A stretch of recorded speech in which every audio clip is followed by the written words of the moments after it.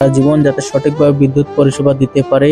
আর finally এখানে কাজ শেষ করে হালকা একটু টিফিন করে এখন আমরা চলে যাব অন্যদিকে। তো এখানে এখন একটু টিফিন করে ফাইনালি আমরা এখন গাড়ি নিয়ে চলে যাচ্ছি। তো আমরা সেম প্রসেস ভাবে আরেকটা আউটগোয়িং গাছকে রিপেয়ারিং করব। আর আপনারা সবাই আমাদের জন্য প্রতিনিয়ত দোয়া এবং আশীর্বাদ করবেন যাতে আমরা সঠিক টাইমে বিদ্যুৎ পরিষেবা সবসময় দিতে পারি।